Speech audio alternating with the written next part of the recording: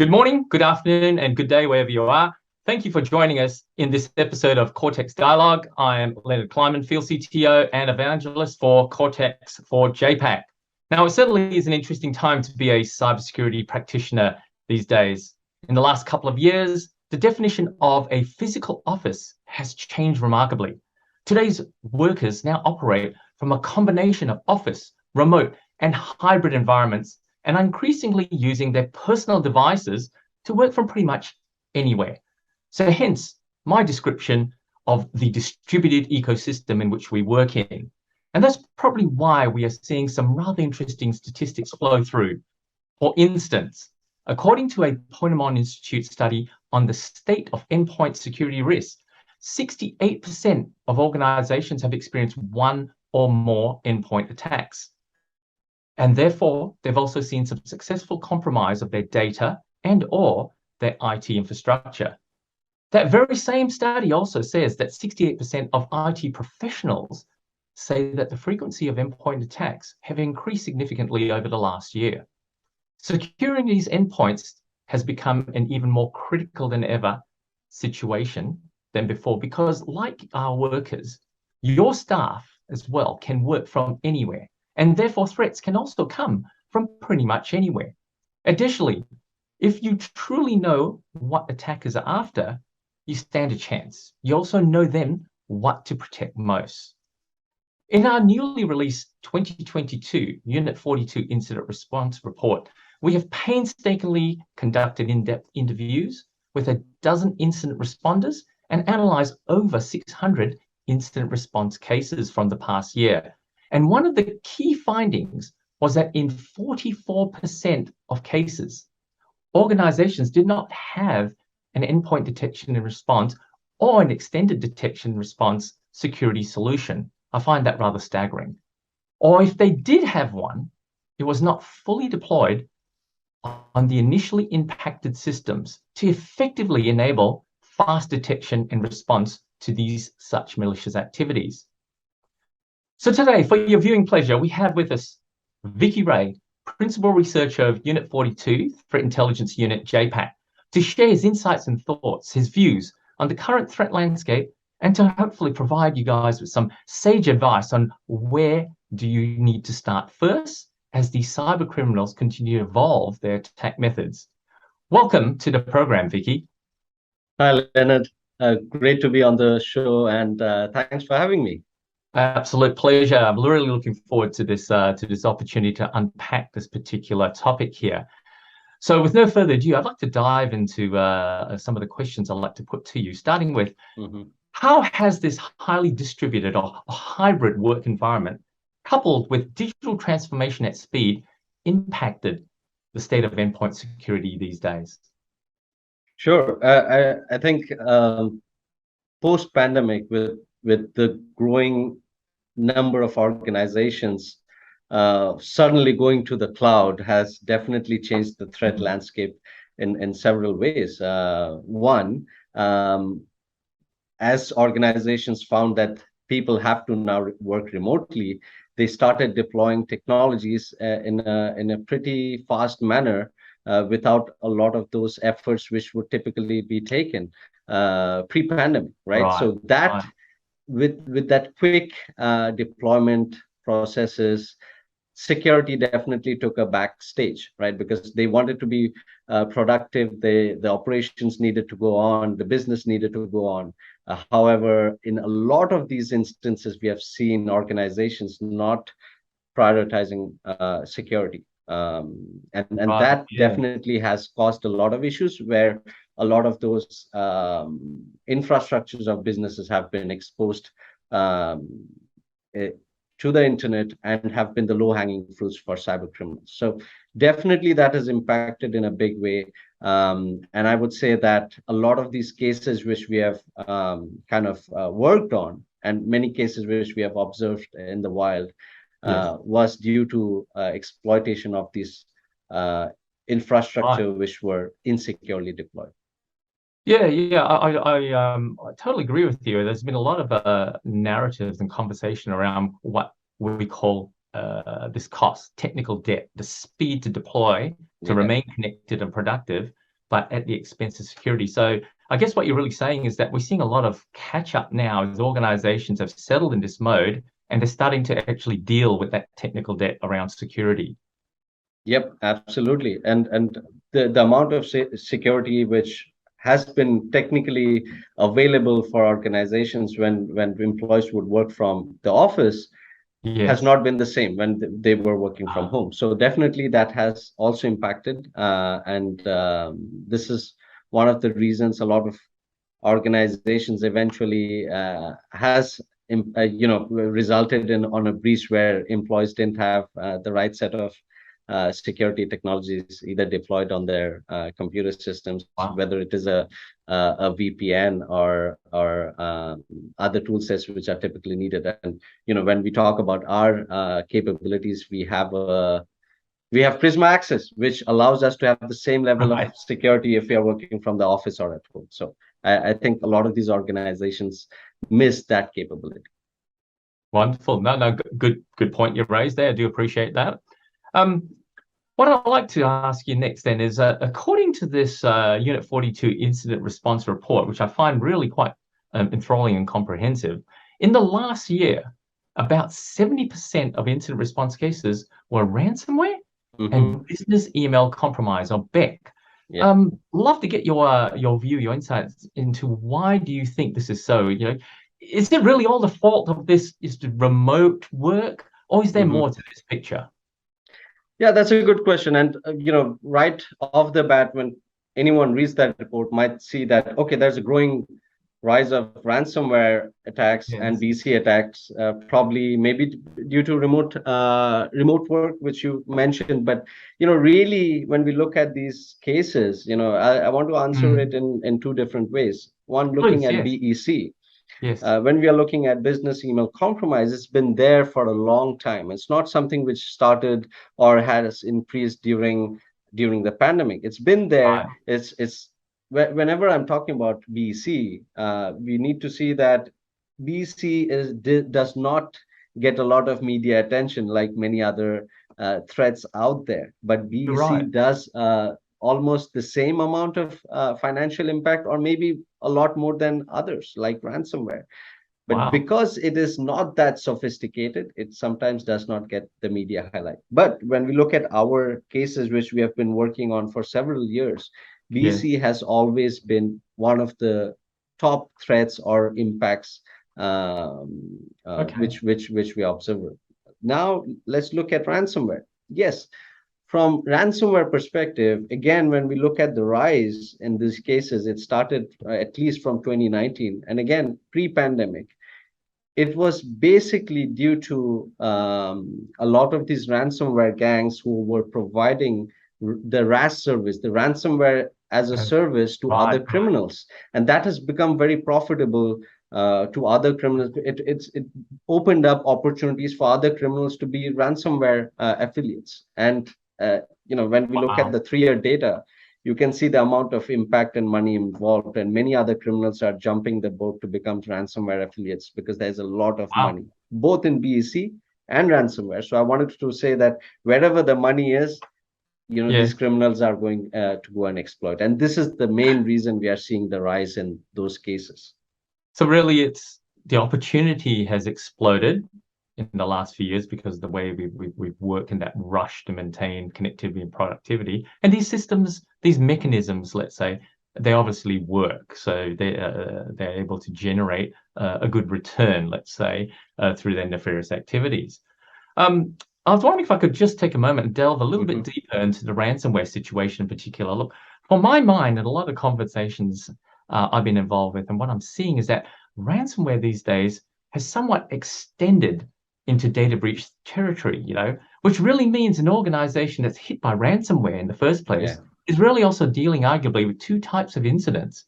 What is your take on this, and what does this mean for responders and the like?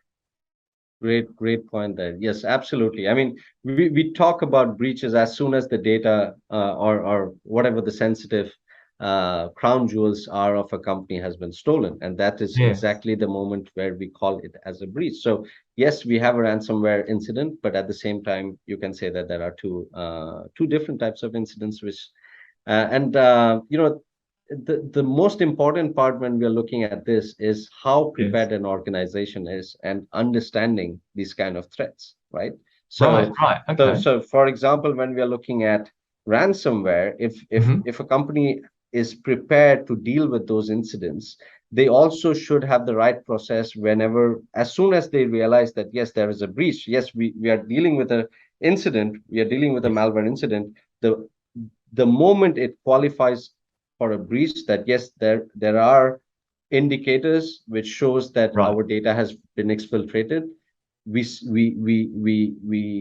start the process on what should be the, there are several internal teams involved, for example, legal, other IT teams, HR, and many other teams Yes. who Yes. needs to be part of that cases. But again, yes, I mean, whenever we are looking at such cases, it needs to be handled in a way that people are matured enough, not only from a technology wise, but also from a process wise. This is so important because Right. whether you have the technology, but you don't have the right process, it's going to be a Of panic course. situation. And panic has got no place when we are looking at or Certainly handling not. Yeah. cyber attacks. Yeah. So really, what I'm hearing here is there's so many moving parts, so many aspects to these types of double type scenario incidents, that really it's all about the organization being aware of it and preparing for these types of scenarios through drills and practices. So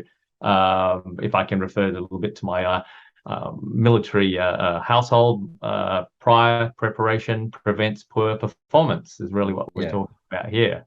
Absolutely. We Thank have fire you. drills in the office, Oh, but of course. these are very, it may happen once or twice a year, but when we Yes. talk about cyber drills, it really has to at least happen every quarter, if not more, There so you that go. people are on the ball on this, because it is so essential that as people practice, it is also not, it is actually exciting when we have these cyber drills, but there's a lot of learning which we can achieve from those drills. So Oh, it's wonderful. Yeah. definitely something which needs to be prioritized by all. Great advice, Vicky. Do appreciate that one. So moving on to insider threats. These never ever seem to go out of style here. Again, according to the Unit 42 Incident Response Report, 75% of insider threats cases were caused by a disgruntled or vexatious Mhm, employee, mhm. where they garnered enough sensitive data to become a malicious threat actor. Yeah. With these type of scenarios, what should cyber practitioners and cyber leaders be aware of? What can they do to combat this?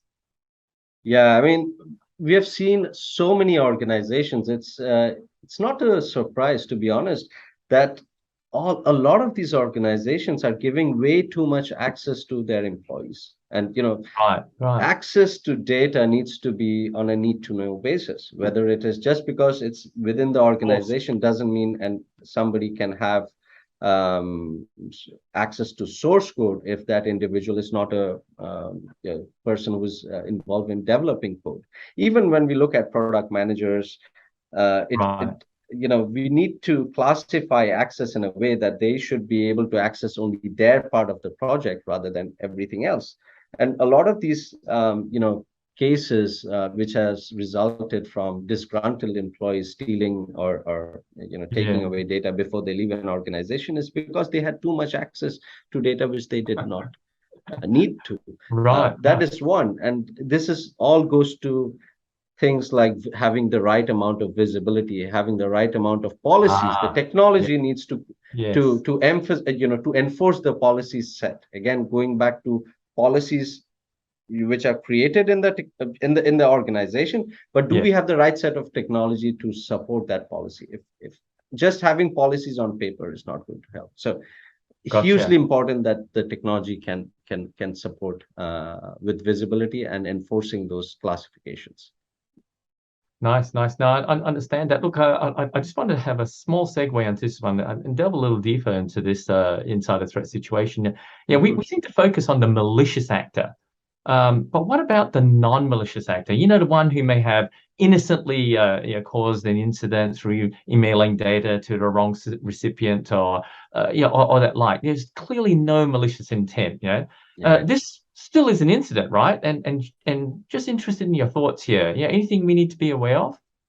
Yeah, that's a great point. And you remind me of my previous day job, which I had. It was on an end user environment, and I've always majority of my career have been in security operations, and we have actually found Right, these right. cases where an employee who wanted to work on the project and finish the project faster would have Yes, sent some of the code out to his or her email address, personal email of address. course. Yes, You yes. know, just their intention was to go and finish the work over the weekend, but they some of them fail to realize that Right. those are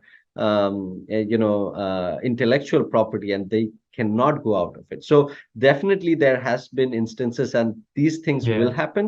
But if we have the right set of tools, for example, DLP, but at the same time enforcing, as soon as something is being attempted, that needs to be stopped rather than going out. But I these see. things happen, and it should be considered as an incident. And again, the process should support, or the process, there should be processes built for these kind of incidents. But again, these are considered an incident, which needs to be handled in a Understood. way Understood. which where you can contain it, and have next steps taken, so that it does not get into the hands of wrong people.